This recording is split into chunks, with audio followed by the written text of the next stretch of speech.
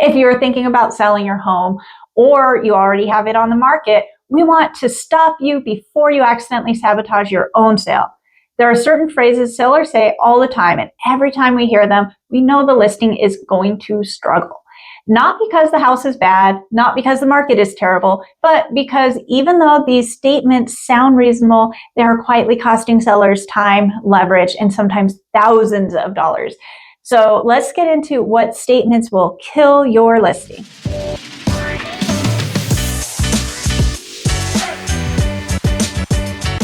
Hey everyone, I'm Lisa. And I'm Jessica. And we work with buyers and sellers and relocation clients. And these are real statements we hear from sellers all the time. The first one is, I'm not in a hurry. I can wait for my price. While this one seems harmless, the truth is the first 30 days, especially the first 7 to 14 days, is when your home has the most leverage it will ever have. And here's why. Buyers watch new listings closely. Fresh listings trigger urgency. Early interest equals market feedback. When sellers say, oh, I'll just wait, what they're really doing is letting buyers wait too. And time is your enemy, not your friend. Number 2 is turning down early offers to see if something better comes along. We see this constantly. Early offers come in and sellers think, wow, this is great. Let's wait and see if we get something higher because I'm not giving it away. And here's the reality. Early offers equals your strongest buyers. Later buyers wait for price drops. Momentum on your listing dies fast. When that early window closes, it usually doesn't reopen at a higher price. Number 3, and this is one of the most damaging beliefs still floating around. Let's price it high so we can leave room for negotiation. You can't negotiate on a fantasy price that doesn't make sense. This strategy may have worked decades ago, but not now. Buyers don't negotiate emotionally anymore. They know the truth from fantasy. So here's what happens. Buyers know it's overpriced, so they skip over it. Overpricing does not equal negotiation room. It signals that you are an unrealistic seller. Everyone knows when a home is overpriced. The data is out there, so you're not fooling anyone. You're filtering them out. The number 4 statement is raising the price after no activity. And yes, this actually happens. We see it all the time. Here's what happens. A home isn't getting showings, which usually means it's priced too high from the start. And instead of adjusting the price to the market value, the seller raises the price. In today's market, this is one of the fastest ways to kill buyer interest completely. Buyers see it and they literally laugh. I mean, seriously, what changed to make this home go up in value?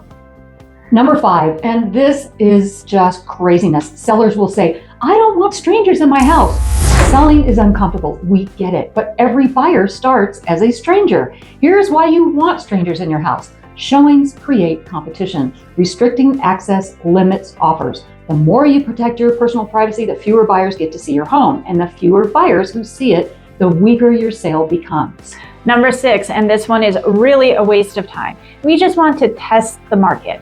Testing the market may sound smart, but in reality, it creates a permanent record on every home search website out there because listing history is public and everyone can see it. Buyers notice short listings and wonder what the heck is going on there. Agents invest real money upfront to market your home from photos, videos, social media posts, staging, signage, home tours, open houses, and much more. And that's a lot of money to waste on a test the market attitude. If you're not ready to sell your home, don't list it. Testing creates suspicion later. Number 7 is a really common statement we hear, and it just doesn't make sense. It's the I need to get X amount from the sale of my home statement. And honestly, the market does not care what you need, and buyers don't care what you need either. How much you owe, how long you've owned the home, how much money you've put into it, or what other similar home sold for 3 years ago doesn't determine what a buyer will pay. Buyers only care about how your home compares to other homes they can buy right now. Buyers don't price emotionally, and the current market sets the price that buyers will pay for your home. It doesn't matter how great or unique you think your house is. A buyer isn't even going to make an offer if the list price doesn't match the market value. Number 8, and we hear this more than ever now, I'm not paying a buyer's agent's compensation. First of all, compensation is negotiable and always has been. And here's what we've seen in real life. We've received offers from buyers who are asking the seller to pay their agent's compensation, and then when the seller says no, the buyers walk. And then 3 months later, there are no other offers, and now the market is declining. And well, You've just put yourself in a worse position. Stronger offers may include concessions and also may include paying a buyer's agent. The best deal isn't always the highest price. It's the best net proceeds number. The number 9 statement that sellers make is, I don't want to do any work before selling my home. And here's the problem with that. Buyers compare homes side by side on every website they can get their eyes on, and they will see the difference. If your neighbor updated, decluttered, and staged, and you didn't, you won't get the same price. Condition gaps show up when 2 homes are priced similarly, but one is clearly more updated, cleaner, or better maintained than the other. Buyers notice old paint, old flooring, clutter, older roofs, older HVAC systems, and neglected yards. And what this gets you is lowball offers and investors bugging you to sell so they can make improvements and sell it for much higher. Okay, here's statement number 10 that sellers make, and this hurts sellers more than they realize. It's making very small price reductions. Here's the deal. The seller overprices their home right off the bat, and after a month of sitting with no action, the seller will say, let's drop the price $5,000 or $10,000 and see what happens. Well, if you're already overpriced by $50,000, that little drop isn't going to do a darn thing. Here's the truth most sellers don't want to understand. Any buyer who would have written an offer $5,000 or $10,000 below your overpriced home has already seen your home and kicked it to the curb. Those reductions don't open the door to new buyers. They don't change your buyer pool. All they do is signal uncertainty. Buyers start thinking the seller isn't being realistic, or worse, they think this seller is getting desperate, so I'm going to wait until it drops to market reality. If a price adjustment is needed, it needs to be strategic, big enough to move your home into the next buyer brackets. That's how you create new urgency. Tiny reductions just stretch out your pain. This is one of the biggest reasons homes sit for months instead of selling quickly.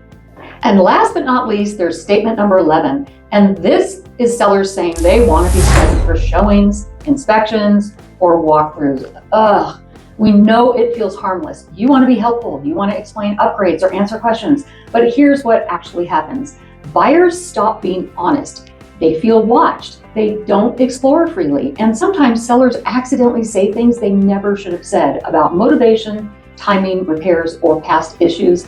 And this blows the deal. We've heard sellers casually mention things like, well, we were going to fix that, but, or it never really bothered us. And suddenly the buyer spirals and wonders what the heck they've gotten themselves into.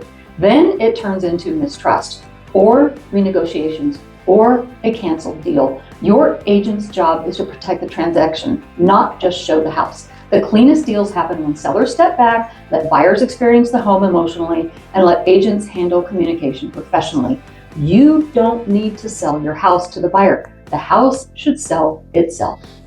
These are exactly the conversations we have with sellers all the time. If you're selling, planning to sell, or questioning your current strategy, we're happy to walk through your situation honestly. No pressure, no sales pitch. You can call or text us at 928-925-9802 or 602-738-2920, or use the links in the descriptions below.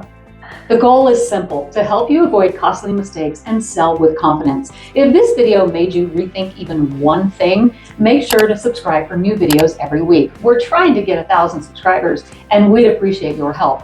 Thanks for watching, and we'll see you in the next one. Bye-bye. Bye-bye.